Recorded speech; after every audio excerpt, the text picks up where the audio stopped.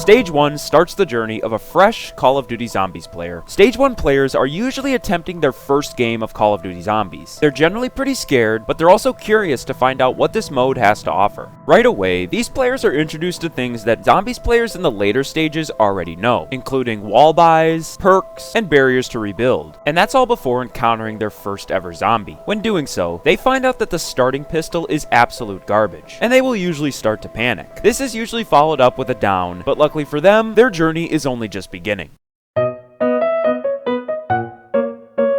When the player loads back in for a second time, they know a little bit more about what to expect from Call of Duty Zombies. They've got their pistol, they know where the zombies come from, and they're ready to get their first few real kills. Okay, I'm not gonna die this time, let's just stand back and there we go. Now the player notices they're gaining points for killing the zombies, and there's things they should buy with those points. There's doors that lead to other parts of the map, they can finally buy the perks they were looking at earlier, and same goes for the wall weapons. It's at this point that the player will literally buy everything they see. If they can afford it, they buy it. I mean, like, I have to see if this is good, right? Like, I have to. Stage 3 sees the new Zombies player get the hang of the game more and more with each second they play, but they still keep finding new exciting features. They stumble on a few things, one being a power switch, and when they flip it, the whole map lights up. They also encounter their first few power-up drops, but don't know what any of them do quite yet. Players in this stage will often be seen not reloading before grabbing max ammos, grabbing nukes when they could have instead killed the zombies for more points, and not knifing during insta-kills. They also find something called a mystery box that costs 950 points, and when they spin it, they get a random gun. Looks like we had a shotgun.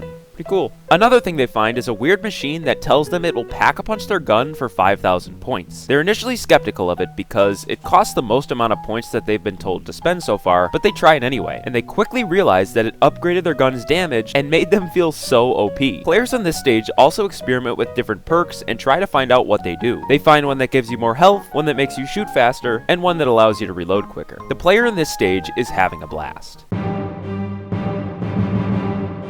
Stage 4 is where the Zombies player begins to develop strategies with their newfound game knowledge so they can survive longer. They find that they have to make a choice between either training or camping. Because the player in this stage is still not as skilled as ones in the later stages, they first choose to try camping. They scour the map for the best camp spot and make sure that they get all set up with their favorite guns pack-a-punched and the best perks bought. Then they nestle into their spot and try to get to the highest round they possibly can. At this point, the player hits its first big milestone, reaching round 20. It feels so good to them at the moment, and they feel like they're infinitely better from when they first started, but they aren't satisfied. So they leave their camp spot to try training, but they quickly realize that they weren't ready for it and probably should have stayed in the safety of their camp spot. Oh shoot. Oh no. These zombies are so fast. No. And I'm dead. Why did I leave? Stage 5 is where the Zombies player becomes much better at the game, and overall gets hooked to the Call of Duty Zombies franchise. They proceed by trying to master all of the maps that came with their game. This includes knowing the best camping and training spots, which guns to use, and exactly how many points are needed to open each door and still maybe have enough for Juggernaut. In this case, they also really start to understand wonder weapons. When they play, they now regularly get the wonder weapons because they've memorized the different ways to acquire them, whether it be part locations or how many spins it normally takes them from the mystery box. They love using these wonder weapons and usually pick out a favorite. Some choose the ray gun, thunder gun, or maybe even the origin stabs, as it all depends on which game they own. But now at this point, the player might begin to feel like they've completed everything in their game and don't know where to turn next. Some players will quit here, but most will buy a different Call of Duty game which has new maps to try. Once they get their new game, their love comes back and they re-experience stages 1 through 5 all over again. Stage 6 is where the players transition from the only killing zombies and exploring the map stages to now attempting to do their first Easter egg. At this point, not much thought has been put into main quests, so the player turns to YouTube and Google to understand what they need to do. One common question is what Easter egg to complete first. The player could be seen looking up easiest Easter egg in Call of Duty Zombies, or which map comes first in the zombie storyline, or maybe they just choose to attempt their favorite map first. But once they choose the map, they search YouTube for which steps need to be completed. Here are some common phrases you might hear emit from their devices, which are completely normal. Hi guys, Mr. Rufflewaffles here. Hi guys, Mr. Rufflewaffles here. Once the player feels prepared enough, they load into the game and attempt the Easter egg for themselves. Depending on the player's skill level, they will probably fail one or more steps as they attempt the Easter egg for the first time, and maybe they even die altogether. It's normal for the player in this stage to contemplate quitting and just going back to going for high rounds and say to themselves, this Easter egg stuff is just not for me. Some people will never leave this stage, but people who advance keep trying and eventually complete their first Easter egg and fall in love with the feeling. After completing their first Easter egg, the player in this stage gets seriously addicted to Call of Duty Zombies and starts to become really good and eventually a tryhard. Players in this stage complete every Easter egg in the game they own and possibly all the Easter eggs that have ever been created. This player memorizes every Easter egg step and takes pride in no longer needing guides to complete them. Players in this stage will also have a speedrunning phase. They find the fastest way to complete the Easter eggs and they make sure they keep track of their personal best times. Some look up world record times and might even try to attempt one, but then quickly realize that they aren't cut out for it. Another common characteristic for players in this stage is they really start to understand the zombie storyline. Previous stage players only vaguely know the characters and basic knowledge, but if you ask the player in this stage any question about the zombie storyline, they will most likely give you the correct answer.